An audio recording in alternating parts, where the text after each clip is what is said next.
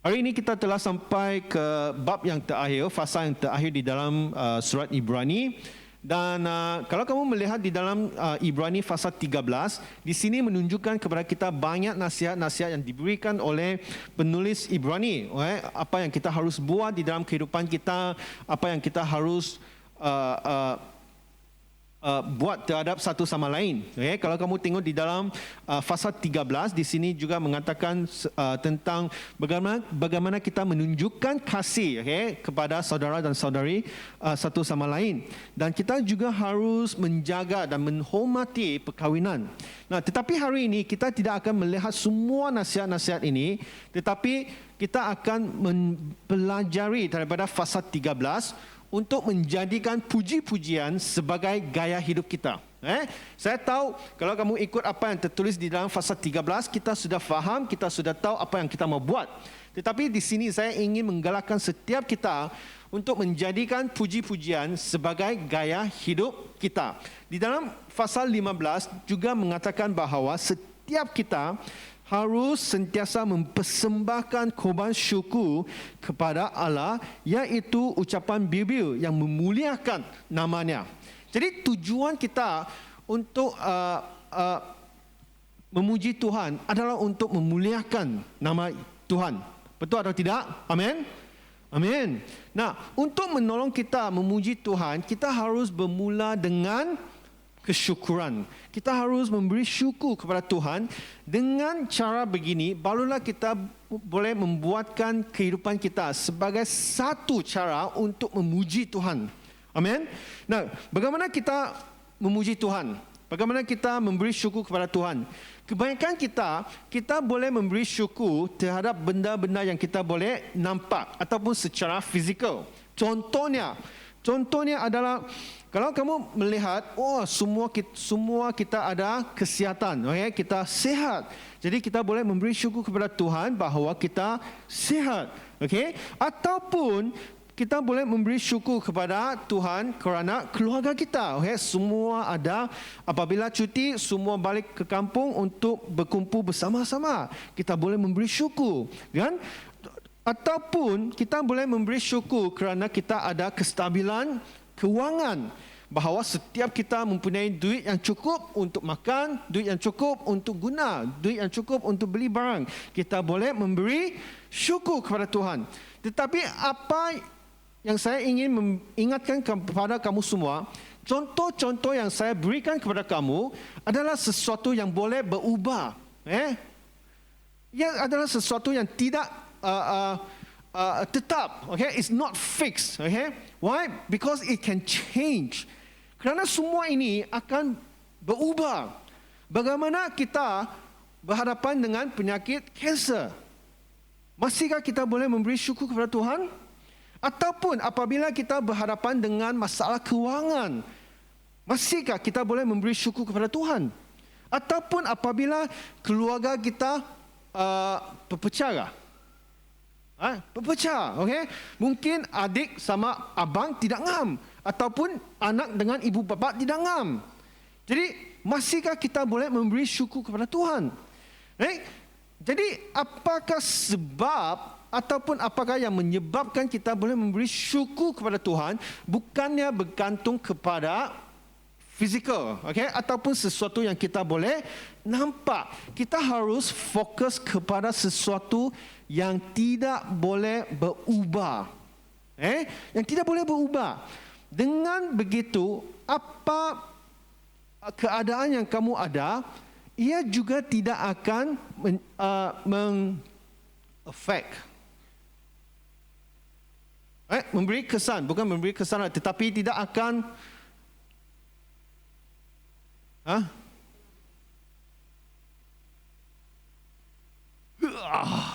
tahun baru Cina sudah sampai, kan? Itu BM sudah lari sudah. Tidaklah. Tetapi tidak akan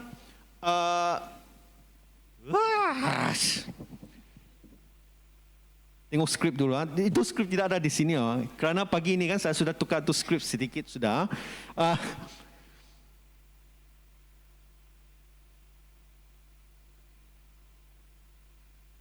English lah. Okay. Now, apa sudah saya cakap tadi ya? Orang sudah tua lah. Nah, the reason that we can give thanks to God is not based on physical circumstances. Okay, the reason sebab kita memberi syukur adalah tidak bergantung kepada sesuatu yang kita boleh nampak ataupun secara fizikal. Tetapi harus bergantung dan fokus kepada sesuatu yang tidak akan berubah. Kerana ini akan menolong kita memberi syukur kepada Tuhan walaupun dengan apa keadaan yang kita lalui di dalam kehidupan. Sama ada kamu kaya kah, miskin kah, sehat kah, tidak sehat, kita masih boleh memberi syukur kepada Tuhan. Amin? Fahamlah kan? Okey, kita teruskan. Jadi hari ini di dalam fasa 13 saya ingin mengkongsikan 4 sebab di mana kita boleh memberi syukur kepada Tuhan walaupun kita menderita. Paling serius menderita. Ataupun keadaan tidak begitu baik di dalam kehidupan kita, kita masih boleh memberi syukur. Sebab yang pertama adalah kerana kita ada seorang penyelamat, di mana kita ada Yesus di dalam kehidupan kita. Di dalam ayat 5 di sini mengatakan, janganlah kamu menjadi hamba wang dan cukupkanlah dirimu dengan apa yang ada padamu. Kerana Allah telah berfirman, aku sekali-kali tidak akan membiarkan engkau dan aku sekali-kali tidak akan meninggalkan engkau. Nah, apa yang dikatakan di sini adalah kita ada seorang penyelamat, yaitu Yesus Kristus, di mana dia menjanjikan kepada kita bahawa dia tidak akan meninggalkan engkau. Kerana kita ada seorang Tuhan, dia berjanji bahawa dia tidak akan meninggalkan engkau. Di dalam bahasa Yunani, ayat ini apabila penulis ini menulis aku sekali tidak, ia seumpama mengatakan 5 kali di dalam ayat yang sama. Kalau kamu ada tengok baca bulletin front page saya, kamu tahu cara dia meluahkan ayat ini adalah dengan mengatakan bahawa aku sekali-kali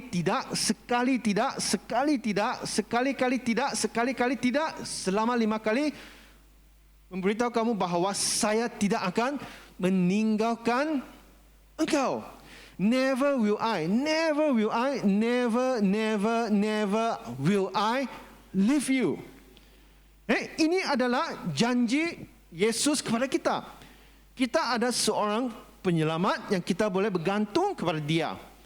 Bukan hanya satu agama yang di mana kita berharap Tuhan akan sentiasa bersama dengan kita.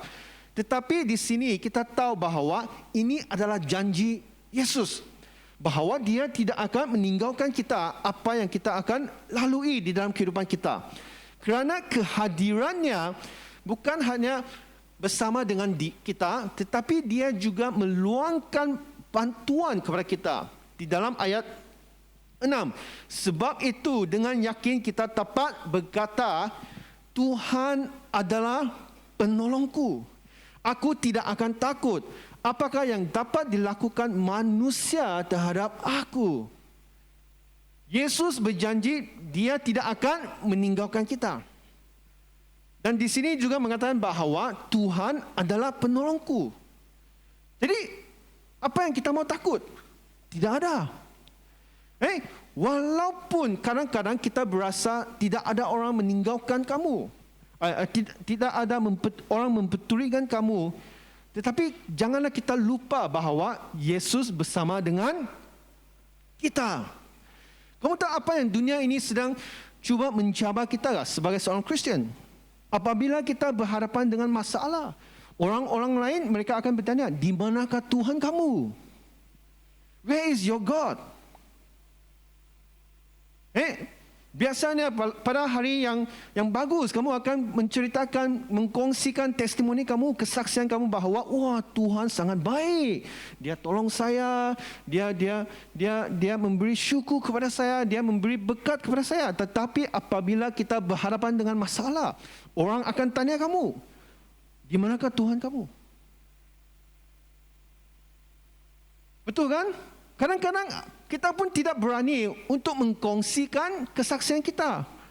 Kerana kita takut orang akan mencabar kita. Where is your God? Kerana kamu setiap kali kamu berkata, Tuhan memberkati kamu. Sekarang kamu berhadapan dengan bankruptcy. Di manakah Tuhan kamu? Adakah kamu berdoa? Kadang-kadang saya berdoa tetapi berasa Tuhan tidak menjawab jawapan saya. Saya sakit, saya ada kanser, saya ada penyakit yang tidak boleh diubati. Saya sudah berdoa tetapi Tuhan tidak mengubati saya. Jadi saya tidak berani berkata kepada orang lain, Tuhan itu bagus. Kerana dunia ini, syaitan dan iblis, semua orang mereka akan menunggu peluang mereka untuk mencabar kita. Terutamanya mereka akan bertanya, di manakah Tuhan kamu? Tetapi saya boleh katakan kepada mereka, walaupun saya tidak nampak dia, tetapi saya tahu dia bersama dengan saya. Dan itu adalah iman. And that is faith. No one can deny your faith. Tidak ada orang boleh menolak iman kamu. Ingat, apa yang berlaku di dalam kehidupan kamu, kita masih tetap boleh bersyukur kepada Tuhan kerana Yesus telah berjanji bahawa dia tidak akan meninggalkan engkau. Dan ini adalah berita baik. Dan bukan sahaja itu, dia juga mengutus pembantu dia. Siapa? Roh Kudus.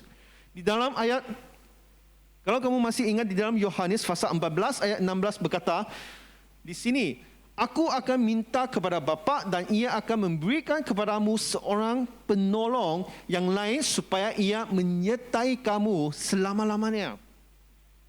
Walaupun Yesus telah dinaikkan ke syurga, tetapi dia tetap mengutus Roh Kudus kepada kita.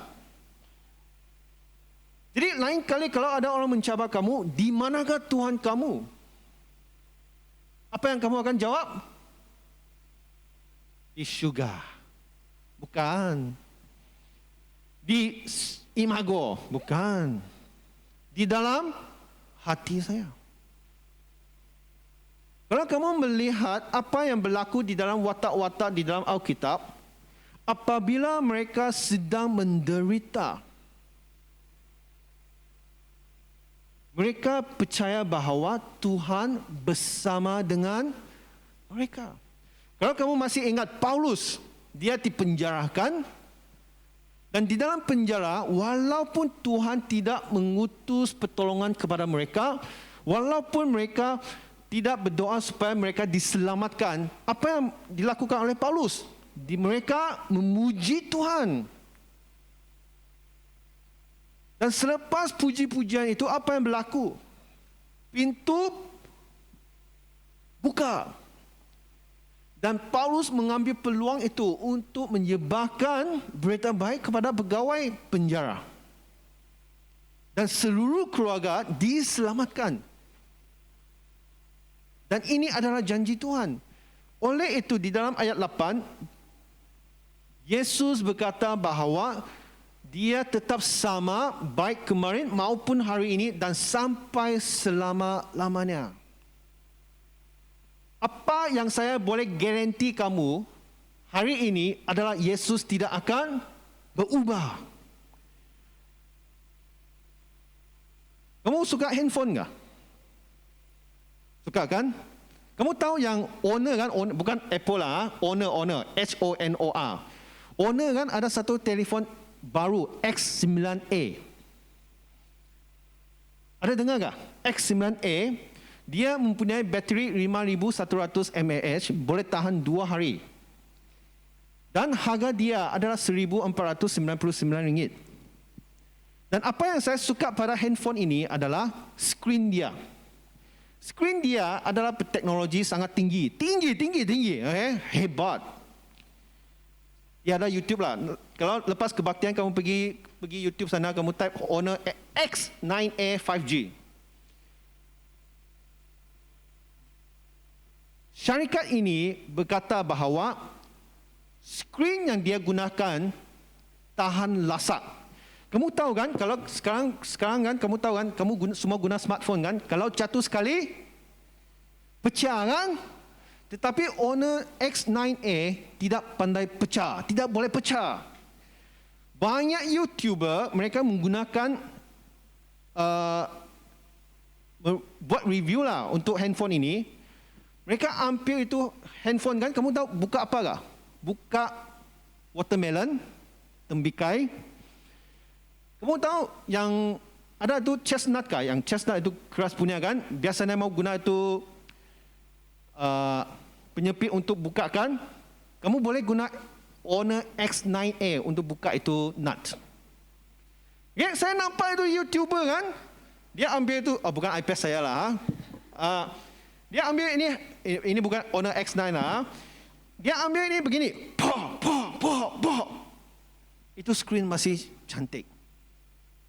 Kalau tidak percaya, kamu pergi YouTube lah. Nah, di sini syarikat yang mengeluarkan handphone itu, saya bukan salesman tiada komisen jangan salah faham Nanti kamu cakap, oh ini pastor cuba cellphone tak? Tidak. Nah, syarikat ini mengeluarkan satu handphone yang skrin dia tidak pandai pecah. Ini masih pandai pecah lah. Mereka menggunakan handphone itu untuk membuka durian. Kamu tahu durian kan? Mereka simpan itu handphone di lantai, mereka ambil itu durian kan, buang. Psh, pak. Masih cantik. Ada satu YouTuber, dia katakan, saya mau buka itu nut kan sampai tangan saya pun mau patah sudah. Itu screen masih cantik. Ada satu YouTuber, dia menggunakan Pro 2 Axia untuk oleh kerana produk ini yang sangat bagus, syarikat itu memberi jaminan 180 hari penukaran skrin baru. Okay? Mereka tahu bahawa skrin mereka yang mereka guna itu tidak boleh pecah. Oleh itu mereka ada itu keyakinan. Guarantee. Sama dengan agama Kristian, saya boleh guarantee kamu sampai selama-lamanya Yesus tidak akan berubah. Macam itu skrin lah. Saya pun mau beli itu handphone. Kerana saya punya iPad semua kena hantam oleh anak saya sudah. Itu telefon untuk ibu bapa lah. Buang pun tidak pandai pecah, hantam pun tidak pandai pecah, kena simen pun tidak pandai pecah. Itulah keyakinan syarikat itu. Jadi sebagai orang Kristian, di manakah keyakinan kita? Di manakah iman kita? Apabila Yesus berkata bahawa saya akan sama sampai selama-lamanya. Kalau kamu tengok semua ayat-ayat yang dia gunakan, sekali-kali tidak akan meninggalkan engkau. Aku menyertai kamu sentiasa sampai ke akhir zaman. Kemudian, akulah penolong dan aku akan menyertai kamu selama-lamanya. Dan Yesus tetap sama selama-lamanya. Dan ini adalah sebab yang pertama kita boleh memberi syukur. Kita ada satu Tuhan yang tidak akan berubah. Dan dia sentiasa bersama dengan engkau. Ini adalah janji dia. Jadi apabila kita berdepan dengan apa masalah di dalam kehidupan, jangan lupa bahawa Yesus bersama dengan engkau. Mungkin kita sudah berdoa, tetapi Tuhan nampaknya diam. Tetapi kita tahu bahawa Alkitab memberitahu kepada kita, dia tidak akan meninggalkan engkau. Sebab yang kedua adalah keselamatan kita. Dalam ayat 9, janganlah kamu disesatkan oleh berbagai-bagai ajaran asing. Sebab yang baik ialah bahawa hati kamu diperkuat dengan kasih karunia dan bukan dengan pelbagai makanan yang tidak memberi faedah kepada mereka yang menuruti aturan-aturan makanan macam itu. Kalau kamu melihat keselamatan yang kita dapat, ini semuanya adalah kerana kasih karunia. Apakah itu kasih karunia? Bahawa semua ini adalah percuma untuk kita. Dalam Wahyu pasal 22 ayat 17 mengatakan bahawa sesiapa yang mau, biarlah mereka datang. Dan sesiapa yang mau, biarlah mereka datang mengambil air kehidupan dengan percuma. Kamu tahu, orang Malaysia kan? Malaysia lah, kamu Malaysia kan? Jangan cakap orang Sabah lah. Kita semua Malaysia kan? Kita Malaysia lah. Kamu ada duit Terengganu kah? Ada? Ada yang, duit Terengganu? Duit Malaysia lah, ringgit Malaysia. Kita masih tinggal di dalam negara yang sama. Nah, sebagai orang Malaysia, kita ada satu tabiat yang bukan tidak baik lah. Bagus juga. Kalau kita beli barang, kita akan melihat sama ada barang percuma. Betul atau tidak? Terutamanya year end sale. Year end sale, kalau kamu pergi ke shopping mall, pergi ke mana-mana supermarket kan, mesti ada diskaun. Itu adalah sebab kita spend kita punya duit. Bukan sahaja diskaun, sebagai orang Malaysia, kita juga mau barang percuma. Contohnya saya, kalau saya beri barang kan, saya mesti mau confirm ada barang percuma atau tidak. Walaupun barang itu saya tidak perlukan, tetapi kalau ada benda percuma, macam okey wo. Kemudian isteri saya akan, itulah beri. Semua itu duit di sana. Contohnya macam KKCC kan, saya nampak itu Nescafe gerai, dia ada jual tu pack Nescafe RM20. Dalam pack itu ada percuma satu vas. Saya cakap kan, murah mah. Kalau kamu pergi ke supermarket kan, beli satu pack refill pun mau RM20. Sekarang ada vas lagi . Isteri pun tanya, ada guna tak kamu? Macam adalah. Ada barang percuma kan? Jadi saya pun beli kerana vas itu. Kamu tahu apa yang berlaku dengan vas itu? Di dalam amari. Tidak pernah guna. Nescafe sudah minumlah, tetapi itu vas kan masih di sana. Sebenarnya rumah saya banyak barang percuma. Tetapi semuanya tidak diperlukan. Setiap tahun saya mau buang banyak benda. Siapa mau saya kasih. Kenapa? Kerana percuma. Tetapi apabila Yesus berkata kepada kita semua bahawa keselamatannya adalah percuma, banyak orang tidak mau. Kenapa? Tidak perlu kamu bayar apa-apa. Apa yang kamu perlu buat hanya percaya kepada Yesus. Dan ini adalah kasih karunia. Walaupun kita tidak perlu membayar apa-apa, Dia tetap memberi kepada kita. Hanya melalui iman barulah kita dapat menerima ini. Dan semua ini adalah kasih karunia. Dan ini memberi kita sebab pengorbanannya. Pengorbanan Yesus. Supaya kita memperoleh keselamatan kita. Dan di sini, di dalam Efesus pasal 2 ayat 8 hingga 9 juga mengatakan bahawa sebab kerana kasih karunia kamu diselamatkan oleh iman. Itu bukan hasil usahamu tetapi pemberian Allah. Itu bukan hasil pekerjaanmu. Jangan ada orang yang memegahkan diri. Tidak perlu kamu bayar, tidak perlu kamu melakukan apa-apa. Apa yang kamu harus buat? Terima saja.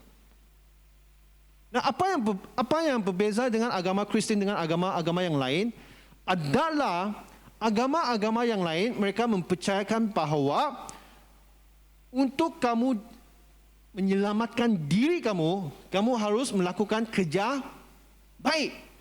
Dengan melakukan kerja baik, kamu juga berharap kamu akan pergi ke syurga. Betul atau tidak? Tetapi di dalam agama Kristian, lain. Pekerjaan baik adalah hasil daripada keselamatan kamu. Bukannya apa yang kamu harus buat supaya kamu mendapatkannya. bapa saya bukan seorang Kristian. Saya berharap satu hari dia akan menjadi seorang Kristian. Bapa saya adalah seorang, dia bukan Buddhis, dia bukan Hinduism, dia bukan, dia tidak ada agama.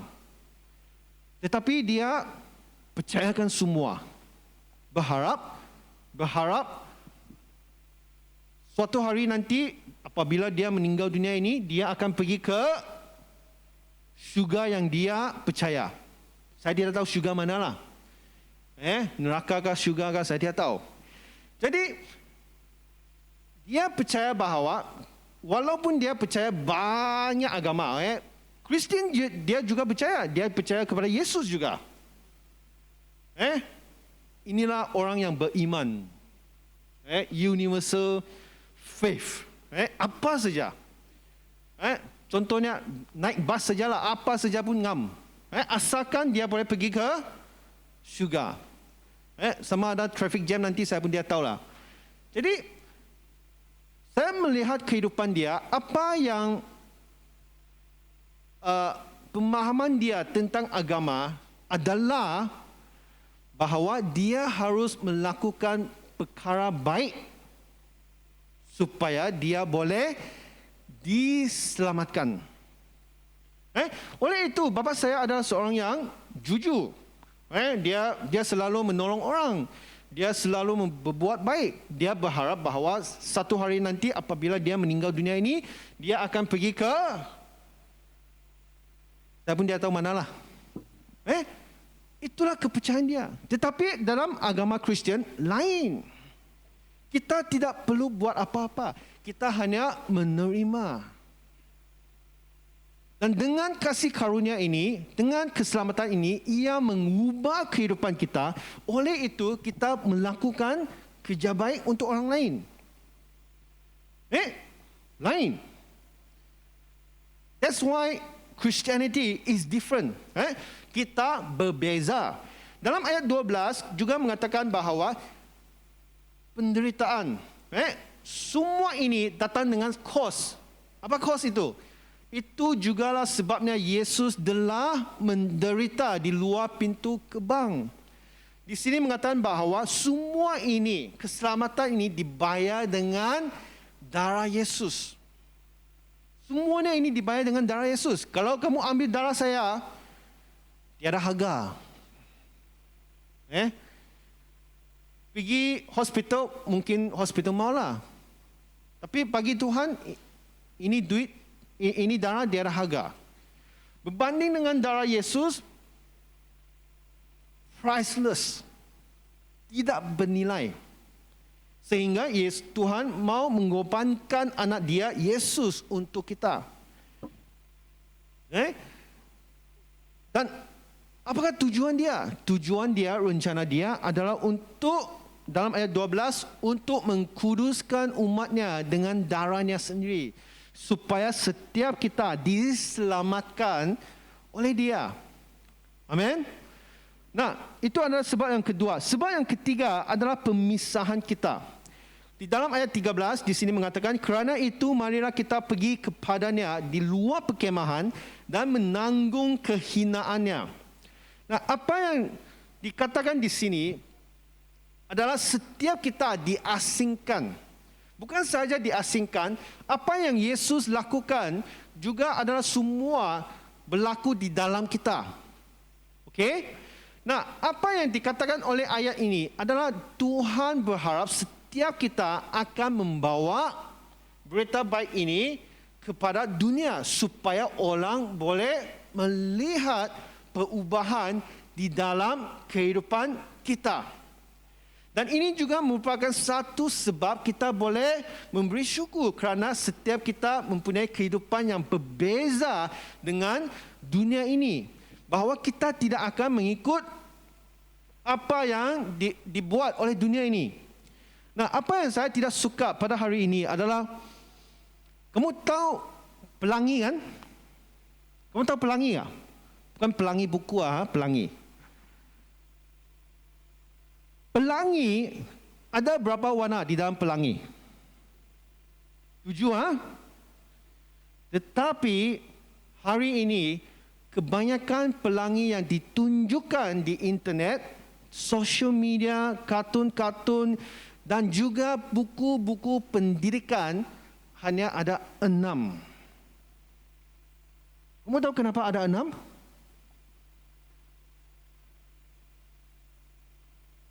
Tidak lagi ada 7. Walaupun kamu pergi Google, kamu search pelangi, hanya 6 warna yang akan ditunjukkan. WhatsApp. Ada orang tidak guna WhatsApp kah? Tiada dinosaur di sinilah. Semua WhatsApp kan? WhatsApp kamu, kalau kamu pergi WhatsApp, kamu type pelangi ataupun rainbow, warna yang keluar hanya ada 6 sahaja. Kalau kamu tidak percaya, kamu pergi Google lah. 6 warna. Nah, kenapa 6 warna? Kamu tahulah. LGBT, homoseksual, semua itu. Kenapa mereka mau memberitahu kepada kita? Inilah dunia yang kita tinggal. Inilah dunia yang kita kenal. No more 7 colors. Even, kamu tahu buku anak saya di kindergarten, saya buka ada pelangi, warna pelangi, saya kira 6 warna saja. Bukan 7. No more 7. So sebagai ibu bapa, lain kali kalau anak kamu lukis pelangi kah, pastikan 7 warna. 7 warna. Netflix, jangan kamu pergi tengok itu Jurassic World, Jurassic Park yang kartun itu series kartun itu. Kenapa? Ada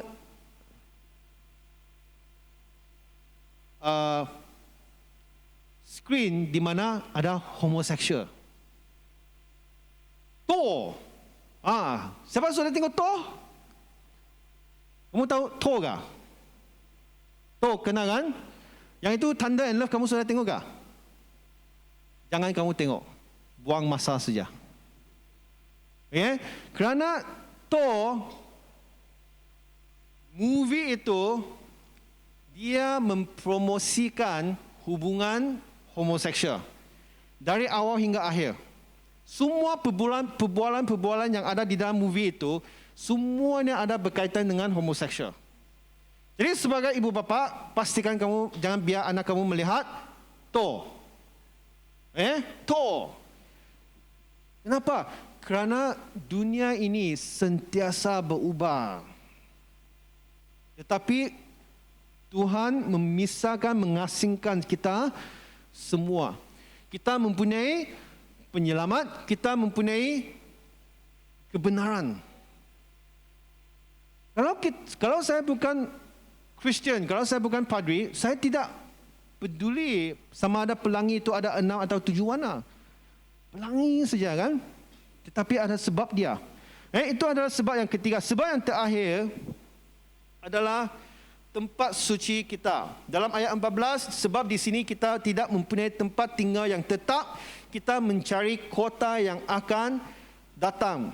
Di sini apa yang kita boleh bersukacita adalah bahawa semua ini hanya sementara. Suatu hari nanti semua akan berakhir. Apa yang kita harapkan adalah masa hadapan kita, di mana kita akan bersama dengan Yesus. Dan ini juga memberi kita sebab untuk memberi syukur kepada Tuhan bahawa apa yang kita buat sekarang semuanya bukan untuk sekarang tetapi untuk masa hadapan. Jadi di sini kita harus melihat apakah yang boleh membuat kita memberi syukur, puji-pujian kepada Tuhan. Kita boleh memberi syukur kepada Tuhan kerana kesihatan kita, keluarga kita, kewangan kita dan semua dan sebagainya. Dan tetapi kita juga harus melihat dan fokus kepada sesuatu yang tidak akan berubah. Iaitu kita ada seorang penyelamat, kita ada keselamatan dan kita ada diasingkan daripada dunia ini. Dan juga kita mempunyai tempat yang kita akan pergi pada masa hadapan. Oleh itu, di dalam ayat 15, di sini berkata, sebab itulah, marilah kita oleh Dia sentiasa mempersembahkan korban syukur kepada Allah, iaitu ucapan bibir yang memuliakan nama-Nya. Dan 16, next. Dan janganlah kamu lupa berbuat baik dan memberi bantuan, sebab korban-korban yang demikianlah yang berkenan kepada Allah. Dan ini saya akan berakhir dengan ayat 20 dan 21 sebagai doa kita. Maka Allah damai sejahtera yang oleh darah perjanjian yang kekal telah membawa kembali dari antara orang mati Gembala agung segala domba, iaitu Yesus Tuhan kita. Kiranya memperlengkapi kamu dengan segala yang baik untuk melakukan kehendak-Nya dan mengerjakan di dalam kita apa yang berkenan kepada-Nya oleh Yesus Kristus. Bagi Dialah kemuliaan sampai selama-lamanya. Amin.